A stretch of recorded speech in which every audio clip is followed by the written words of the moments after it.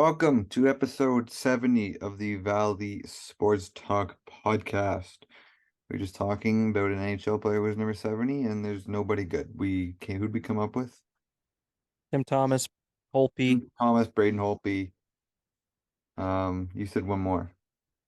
uh, I don't know, Oscar Sundqvist, you said, Yeah, uh, Louis Domingue, Louis a lot of Domingue. goalies, a A lot lot of of goalies. goalies. A couple goalies for 70, which is a really weird number to wear. Anyways, welcome back to another weekly episode. The day you're watching this, Vegas could be up 3-0. The game's tonight. We're recording this on Wednesday, June 7th. Um, So yeah, there's a very good possibility that Vegas could be up 3-0, and they could possibly win the Stanley Cup tonight on the night you are watching this, because I believe game 4 is on Friday. I think Is it a 2-day break? yeah, they play on Thursday and then Saturday. Thursday. Wait, so they don't play tonight? No, Oh, there's no they games get it. tonight. I'm an idiot. Never mind. It's because the Heat play tonight, No, it's stupid. and I'm, They play Saturday. Oh, and then anyways. they play Thursday and Saturday. My point still stands correct. There's a chance that Vegas could be up 3-0 the day you're watching this. But anyways, we're going to talk about the series a bit.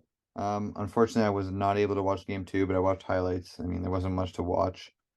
And then we are going to have a couple games. I have a little game I'm going to bring Brandon through. It's just some plain and simple. And then he said he has a couple things. So yeah, we'll jump right into a little NHL talk. Yeah, I mean the series is 2-0. Vegas has looked dominant in both games, especially game two. I feel like, and as I mean, we were kind of saying this last podcast when I made my predictions. Um, Vegas is just a totally different monster, and I feel like I mean, sorry, not Vegas, Florida's gameplay style, it doesn't match well against Vegas because Vegas is just as big and just as tough, and they know not to retaliate. Whereas Boston, Toronto, and Carolina, you saw a lot of retaliation and playing right into the hand of Florida, and that's how Florida got the advantage there. But against Vegas, like I don't know. Obviously, you said you didn't watch the game too, so they don't really show it in the highlights. But if you watch the game after every whistle, if Kachuk or Bennett or Duclair, any of those guys are on, a Vegas player will instantly, as soon as a whistle goes, they'll give him a quick push and then not do anything the rest of the time. They just let the Florida guys like they're just willingly taking punches, and Florida's continuously getting penalty minutes. I think Kachuk has 40 plus penalty minutes in 60 minutes of game. Yeah, I saw that. Um, that's just hurting his team. Again, they won't show it in replays, but in game two, he took a 10-minute penalty. He came out of the penalty box. So he took a 10-minute penalty with 2 minutes left in the second period. So he was sitting the last 2 minutes, the whole intermission, and like the first 10 minutes of the third period. So he's off for a while. So you'd think as a coach, you'd want to get him right back out there. He Hmm. didn't play for like 5 shifts after that. So I think Maurice is giving him a little bit of a message. And his first shift back on, he scored a goal and then proceeded to get another 10-minute penalty. So I think, like I said, I think Vegas is can't you can't do what you've been doing to other teams as you could do to Vegas, and it's showing right now for sure. Yeah, for sure.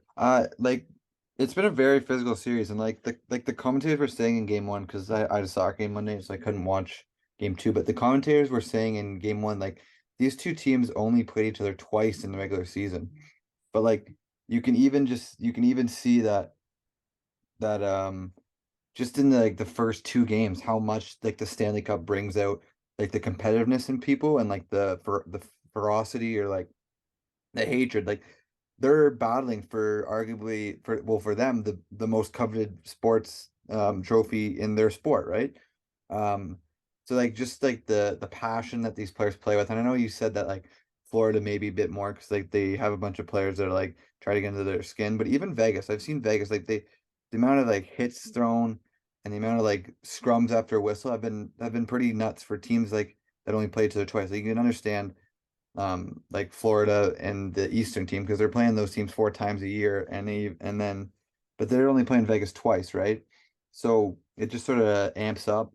And like you said about the Matthew Tuck, a couple of his maybe tens are sort of he's getting them based off his reputation. Like a couple of them, in my opinion, have been pretty weak calls. Like they've just been sort of looking to give him a 10, in my Hmm opinion, especially the one in game two, his second one there. I didn't really agree with that one as much. I Um, think the refs like it was like 6-2 already, and there was only like 6 minutes left, yeah, and the just refs trying were to get him just out of there. yeah, exactly before something worse happens. I don't know. Yeah, I totally get that, but like I don't know. I feel like they're just like looking to give like Florida has not done themselves any favors. They've been shorthanded in this series a lot, which is not helping considering Vegas is very good on the power play. Um, so I feel like Vegas is being the dominant team, but I also feel like Florida's shooting themselves in the foot at the same time. That's what I mean. That's a good point because like the series is nowhere near done because like Vegas, yes, they've dominated both games, but both games have been at home. The saying is a series doesn't start until a home team loses. But like you said, Florida's been penalty killing basically this whole series, and so we haven't really seen 5-on-5, and that's where Florida I feel like is at their best, especially against Toronto and Carolina. They were best at 5-on-5, and if they can, I mean, that's going to be a point of emphasis definitely by the coach, and I feel like Florida's going to try and clean that up. So we'll be able to see. I think next game is going to be the closest game we've seen all series because 100%. Florida's going to try and stay out of the penalty box, and we'll actually see more 5-on-5. It'd be very it'll be nice because And you called game Bobrovsky, by one. the way. What? You called Bobrovsky, by the Yeah, way. yeah. I felt I like just based off him or T'Chuk, there he was gonna be the one to fall off, which I've gotten right. But hurts anyways, when you're getting peppered. the first game I feel like Florida could have won, but they got into penalty trouble, like we mentioned. And they just I don't know. Like they scored the first goal. They had this the game was back and forth, but then obviously game two. But I don't know. I like you said, I think the series isn't over yet. I think Florida sort of got a wake up call. Like they've been sort of not like as an 8 seed, they've been except for like the very first series, they've sort of been rolling through Toronto and Carolina. So I think they sort of were coming into the series a bit high, and they sort of met a foe that's worthy of them. That makes sense Yeah, I think when you're playing a team like Vegas, you want to obviously you need to be at the top of your game, and I feel like that break uh really hurt them, to be honest. And I feel like if Vegas would have been able to handle Dallas in four, I feel like these two games go a little bit different. But like I said, Vegas like basically playing competitive hockey up until right before the Stanley Cup Finals. While Florida gets the break, I feel like it actually kind of backfired on them, and Vegas got the advantage there going in a longer series. for sure. Um, so yeah, game three is tomorrow night. You guys will know if Vegas is up 3-0. If Vegas goes up 3-0, I don't see Florida coming back down 3-0. So I think tomorrow night is 100% a must-win game for Florida. If Florida wins tomorrow night and wins at home, it's a brand new series. But if Vegas wins tomorrow, I'm calling it over. Yeah, I don't want to predict what game Vegas is going to win, but I think after games three and four, the series is going to be 3-1 Vegas. I'm not going to say they're going to win game three or game four, but I don't think Florida wins both at home. And I don't think Vegas sweeps either. I think it's 3-1 Vegas going into game five. Going back to Vegas. Yeah. Okay, jumping on to we'll go out to that series and we'll sort of talk about it again next week because possibly by the next time we record, a Stanley Cup champion will be crowned. There's been a bit of news lately. Um, Mostly Columbus has been very active. They made a trade yesterday. We'll talk about that in a minute. But they are most likely going to be naming Mike Babcock as their new head coach. What are your reaction? What's your reaction to that? Personally, I don't understand the move for Columbus's side just because um you got a guy like Johnny Gaudreau who basically, like, let's be honest, he left the Flames because of Daryl Sittler. Sittler. Uh, Daryl Sutter. Anyways, I'm a Leafs fan. Okay. Um, he left because he had a coach like Mike Babcock. That's the reason he left the Flames. And I don't know why Columbus would want to like hire a guy like Mike Babcock, especially when your best player is Johnny Gaudreau. And like Columbus is a super young team, and I feel like Mike Babcock, like, I feel like he's got a reputation as a good coach just because he won so many cups, but that was a long time ago. Like the game that he won cups when it was big, tough. like grinded out hockey, and the game's completely changed. And I've seen it firsthand where Babcock coached a young, skilled Leafs team, and it didn't really work out. And I just feel like it's because hockey's changing, and he hasn't really changed with it. Um, I feel like his coaching style is a little dated, and I don't think it'll work really well with a Columbus Blue Jackets team that's young and not contending at the Yeah, moment. so that was my first take. Like, I don't think Mike Babcock's a bad coach. Obviously, he's a Hall of Fame coach. He's going to be in the Hall of Fame once he retires. I don't know how coaching Hall of Fame works. I know it's like 5 years after you retire from the NHL. But anyways, Babcock's going to be in the Hall of Fame. You know, he's won Stanley Cups. He's won gold medals. But for me, it was weird based off the point that I don't think Columbus is anywhere near competing. And I feel like if you're bringing in a coach like Mike Babcock, you are a competitive team. Like he's not a rebuilding coach, if that makes sense. I think that if you Exactly. bring in a coach with the pedigree like Mike Babcock and the system and style of game that he's going to want to run, it's not with a team like Columbus. Um, so that was a bit of a weird one for me. I don't hate the signing, but I also don't like it based off the situation he's in. Yeah, Uh, that's exactly where I'm at. Talking of keeping up with Columbus, yesterday they made a three-way trade. They picked up the biggest name, in my opinion, Ivan Provorov, who has sort of he's a good top four D, I think. I don't think he's a number one D, nor maybe not even a number two, but he's a solid blue liner. Um, he sort of was in trade talks for a bit with Philly. I feel like everybody's in trade talks with Philly. I have no idea where Philly's going with their franchise. But some other names, Cal Peterson went to Philly just to get off his contract, and then LA got a couple prospects. And oh, Sean Walker also went to Philly, which I believe is opening a spot for Brant Clark to start with LA next year, because Sean Walker was playing a bottom six role for LA this year. What it was sort of a weird trade, but like, what are your? I don't know if you have any thoughts on the trade or not. I do. I think honestly, I think it was a win-win-win. Um, Columbus, I mean, they got the best player in this trade, but again, I like you said, he's it's not like Ivan Provorov's a top two defenseman, and He's again, not a top two defenseman on a Stanley Cup winning yeah, team. that's what I'm trying to say. And like with the in the state they are, it's just I don't really understand the need for Ivan Provorov, but I mean, it's And not you're like not, he's a they're bad also player not or paying him the anything. full salary. The 30% of his salary is getting paid by LA. Yeah. Um, but no, like I mean, yeah, they got the best player, but I feel like I mean, Ivan Provorov obviously still going to help them. For Philly, I really like the trade. They got a lot. They got Cal Peterson, which basically shows me that Carter Hart's getting traded. Um, like you said, Sean Walker's not a bad defenseman at all. They also got a first round pick and two Okay. second round picks. So that's a pretty good haul for Philly again, who's trying to rebuild. And like I said, getting Cal Peterson, I feel like is just a replacement for Carter Hart. So we'll see what they get for Carter Hart. And then even LA, they get two prospects, and even though they retain 30% of Provorov's contract, Cal Peterson was making $5 million, so they're still saving money in cap space. And like you said, making a spot for Brant Clark. So I feel like it's a trade that works well for everyone. It's not a massive trade, but I feel like no team loses here. Every team kind of got what they want. Yeah, for sure. Yeah, like right after this trade was made, I was seeing stuff on Twitter about how Carter Hart is in trade talks right now. Like LA's like Philly was, I believe Philly was very close in finalizing a deal last night. They didn't say where or what, but That's what I Philly was heard. in very close talks of sending Carter Hart out of there, which sort of moves me into my next segment. This is the one I wasn't telling you about. There's a lot of goalies that I believe right now are on the trade block and are looking for new sceneries, and there's also a couple in free agency.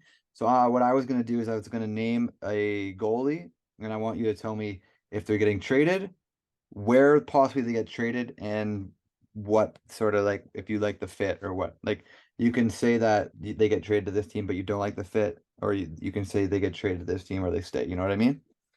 Yeah, fair enough. So we just you just brought him up. Let's start with Carter Hart. Where do you think if Carter Hart gets traded, which it's looking like he's gonna get traded, where do you think he ends up? I don't know. It's hard to give specific teams just because I don't know every team's cap space, but sort of team.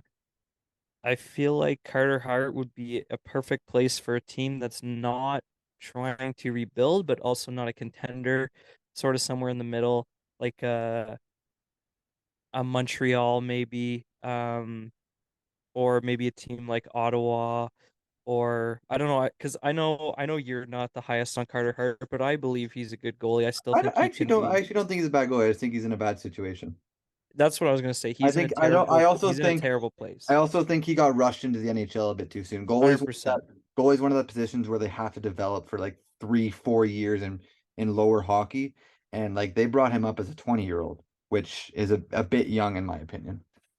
Yeah, again, like you said, it's tough. So yeah, I feel like he's still got a lot to give in the NHL. I feel like he can still be a very good starting goalie and starting goalie for a playoff team. But again, he needs some winning experience before he rushes into a contending team. So I feel like if he can get into somewhere into like a middle of the pack team who's in need of a goalie, could one really improve Carter Hart's situation and give him a new outlook on hockey, and for the team he goes to, if they're in the middle of the pack, that could be the factor that pushes them into one of the last spots in the playoffs. Yeah, I actually never even thought of Ottawa, but Ottawa does make a lot of sense. Um, Another team that I saw got thrown out was actually a team in that trade was LA because a goalie I'm going to mention in a minute, Corpusalo, is a free agent. Yeah, He did play very well in the playoffs for them. And now obviously they traded Cal Pearson, so I could see maybe LA trying to sneak a flyer off him. I didn't say Um, LA because I have LA with another team with a player I think you might name later. um, do you want me to go into some trade goalies that get traded or some free agents first? Traded. Okay, so this So I can guy talk was about on LA. trade. What? So I can talk about LA. I think I honestly know who you're gonna say. I think I'm gonna say him right here. Is UC Saros. No, it's not UC Okay. Saros. At the trade deadline last year, UC Saros was in names because they have that Russian, oh, I forget his name, but they have that Russian goalie they took like 10th overall like 3 years ago. He made his NHL debut, but UC Saros has been in some trade talks. What's sort of a team that can go and get him? Because he's I believe UC Star is a top five goalie in the league when healthy. I don't think Nashville really wants to pay him. And they took this guy 10th overall for a reason a couple years ago. Um, where do you think UC Saros could land? I don't know. I'm gonna be bold, and I feel like the chance of this happening aren't very high, but if it did, it'd be cool. I feel like um Carolina has three potential starting fringe starter goalies in Anderson, Ranta, and Anderson, Kochetkov, Anderson and and Ranta are both free agents this year. that's my point. So I Okay, feel like if they got fringe starters, but I don't feel like any of them is like number one. a true number one. And Kochetkov is still young, so I feel like if they let Anderson and Ranta walk in free agency and can sign UC Saros, have him Good as the for me. one, have a young, yeah, sorry, and have a young Kochetkov backing him up, because like he didn't he looked really good in the starts he made. He just couldn't make too many because they had Anderson and Ranta. But if they let them both go and they let Kochetkov be the backup, and UC Saros could could be that difference that gets Carolina over the hump, because they've had no problem getting there. It's just making it to the end that's been the struggle for Yeah, as a Penguins fan, I hate that. I would hate playing them.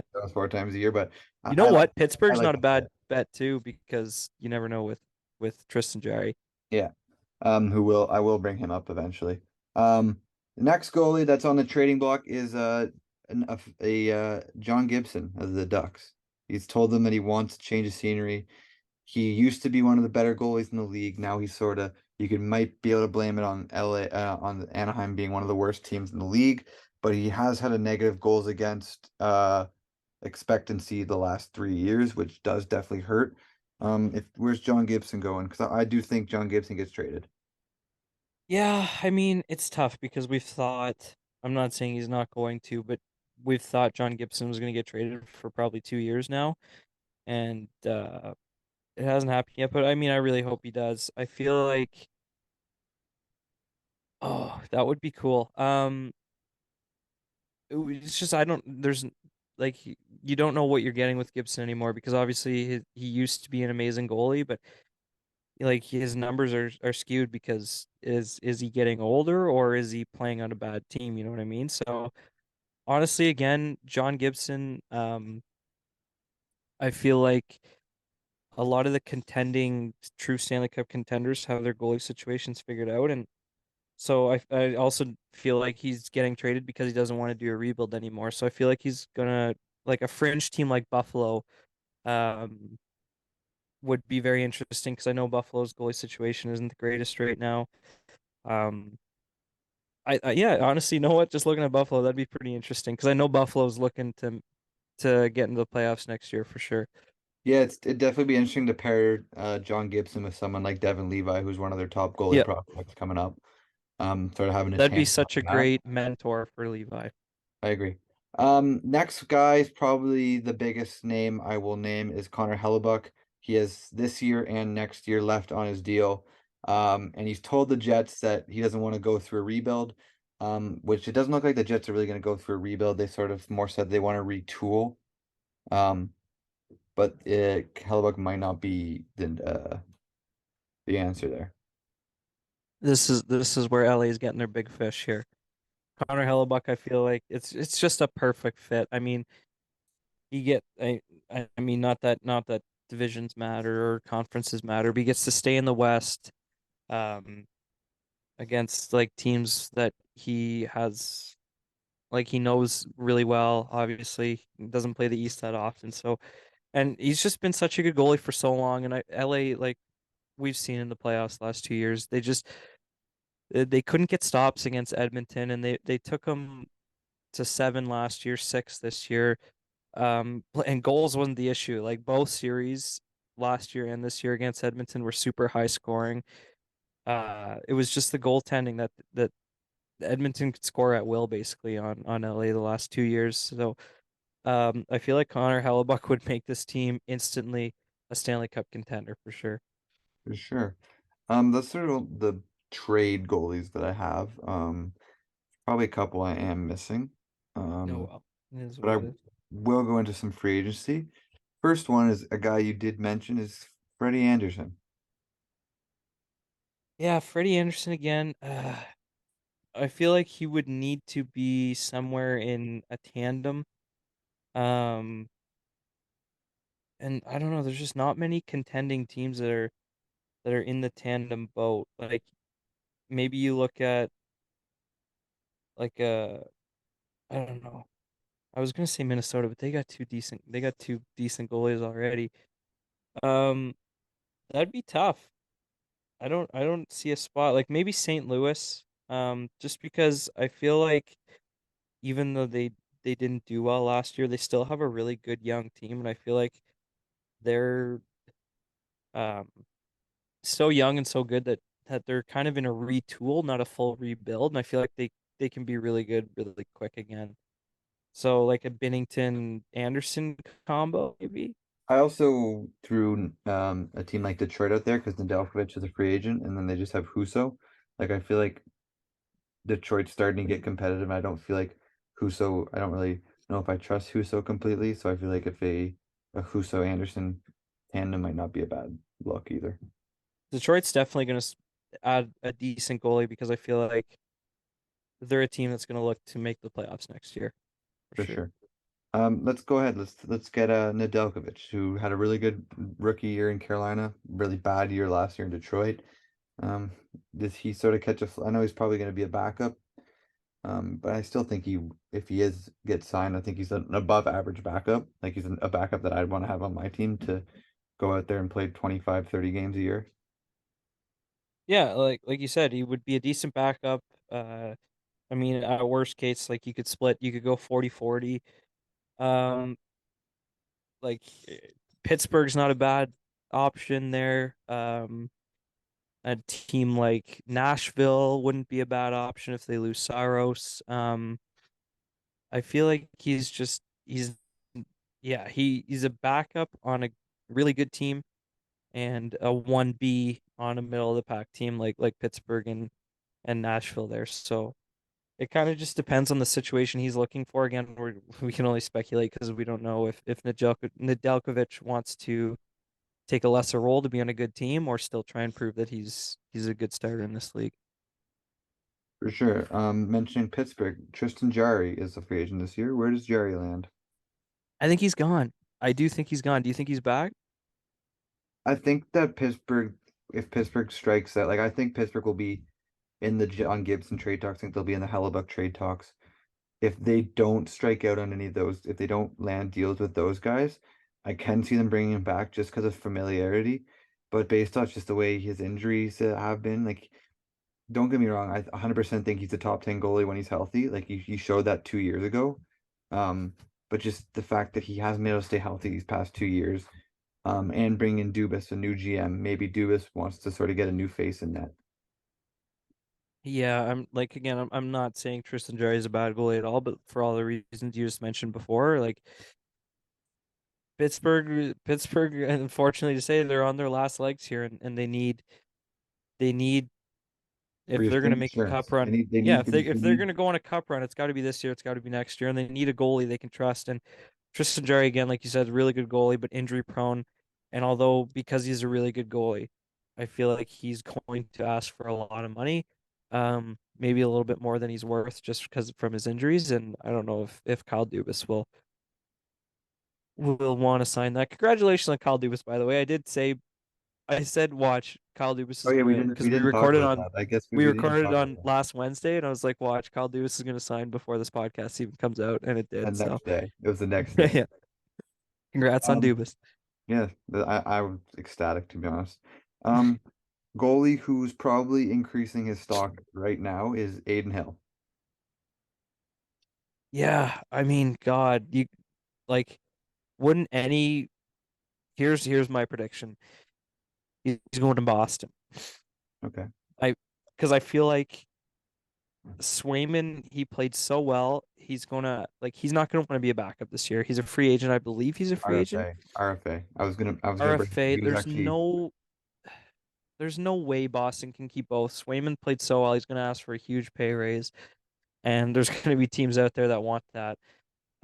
So again, the way Aiden Hill played, um, you can definitely trust him in the playoffs. He's still obviously even through this run, he's not a guy that's gonna carry you through 55, 60 games in regular season. So if you can do an Allmark Swayman situation with Allmark and Hill, and then say Allmark gets hurt in the playoffs like he did last year, or like this year, where I think they should have went to Swayman earlier.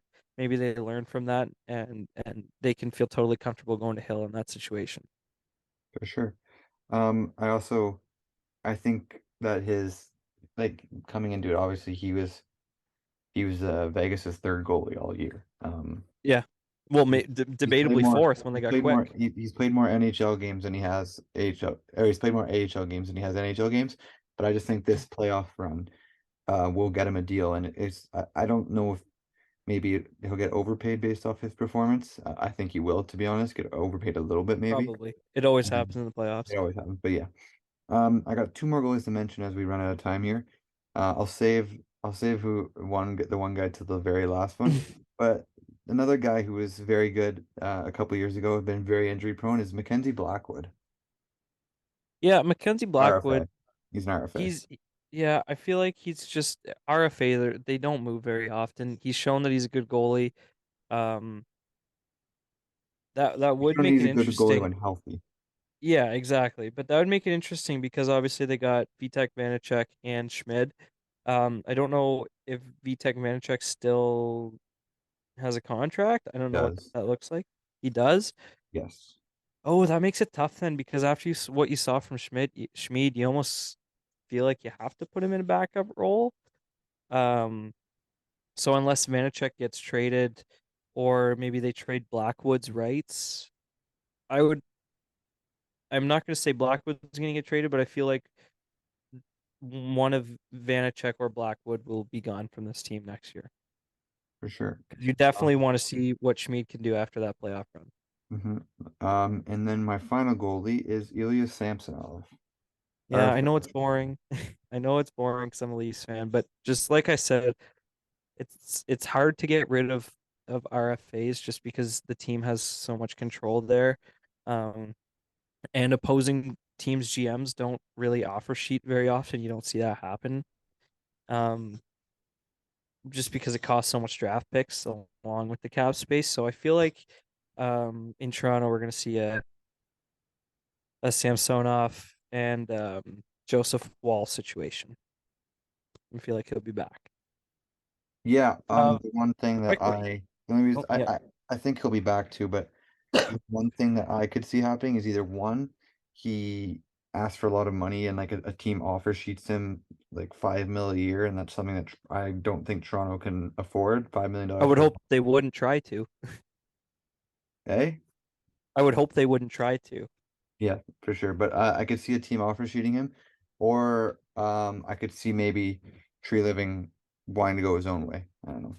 That could definitely happen for sure. Just There's so many something. goalie options out there, so like I wouldn't be devastated if Samsonov has Some to other go. goalies that sort of were thrown up in trade talks. We can talk about quick is Thatcher Demko. I He think was he's back. been, eh? I think he's back. He's so Yeah. good. I think he's too good to trade, but I know his name has been thrown out there in trade talks a bit. I think that was it. I think that's all the goalies I I had. I think Vimelka will not be an Arizona Coyote next Oh, year. I forgot about him. He was in trade talks as well. He's just so consistent and he's been so good on such a terrible team that yeah, I feel like he's a good piece for Arizona, but if you're this bad, why not get assets for him? Very true. Quickly, veering away from hockey, we'll go quickly to other sports as we wrap up. The PGA Tour and the Live Tour merge. Saw that. Um, If I I was a don't know what your PGA, if opinions. I was a PGA, I don't really like it. If I was a PGA Tour player, I would be pretty pissed off considering you showed your loyalty to the PGA Tour by not signing for a lot of money with the Live, and then they just go ahead and merge. So I'm not the biggest fan of it on the PGA. I think it looks pretty bad on the PGA Tour, but I mean we're getting all the all the golfers again back into regular tournaments, which I like. It'll make it more competitive. But if I was a PGA Tour golfer, I'd be pretty pissed off. I had the exact same thing. As soon as I read it, I felt the exact same way. Like as a fan, yes, you're gonna get the best experience, especially now. Like you might even see a little bit of trash talking in groups if it comes down to that. But and you're gonna get to see the best golfers play at the highest levels, like you said. But at the same point, like you said as well, um, players like Rory McIlroy who stood at the face of the PGA, fought for the PGA, left millions and millions and millions and millions and hundreds of millions of dollars left on the table, gets nothing now. And people like DeChambeau, who left for hundreds of millions of dollars, are now just being able to golf in the same tournaments as Rory McIlroy. So it kind of screws people over, like him and Spieth and Thomas and all Tiger. those guys. And Tiger, yeah, but I mean, he's not playing golf anyways. Yeah, no, but he Um, still got offered like 800 million yeah, dollars or so. exactly. Yeah, exactly. And what does he get now? Nothing. So Nothing. it is what it is. Oh, I had another thing. It's not that big of a news. We don't talk about soccer very often, But but yeah, Messi joins the MLS. Messi. I looked at the standings because even like we have the Toronto FC and Vancouver and stuff like that in Montreal, but he joined the last place team in the league. Did he? Yeah, he did. Miami's last. Wow, I didn't know that Miami's lost. It is Me neither. interesting to note that David Beckham owns the Inter Miami. Yeah, I saw that. He said it Uh, was for family reasons. I guess I don't know, but anyways, now that he's there, if Miami ever plays in Toronto, there might be a chance I'd try to snag a ticket. Just you you know, get to see think- Messi live. I hate watching soccer. I enjoy playing it more than I like watching it. But if I get the chance to see Messi live, like why not? Yeah, exactly. You get to see one of the best do it. And I had one more thing, but of course, you know me, I can't remember what it was. So, sports news is I mean for the dead times, it's getting pretty Pretty it's good. it's Yeah. loud anyways. I think this NHL season will be very interesting too. Oh yeah, it's going to be a good one. hmm But with that, I think we will wrap it up. If you guys enjoyed, make sure you leave a like and support. Again, the support has been really good. Our last three episodes have all surpassed 40 views in 24 hours, which is for us, I know it doesn't sound like a lot, but for us, it's pretty good. Make sure you guys subscribe because 75% of the people watching aren't subscribed. I saw that on our analytics. So, Jeez. and we'll see you later. See ya. Tom Brady.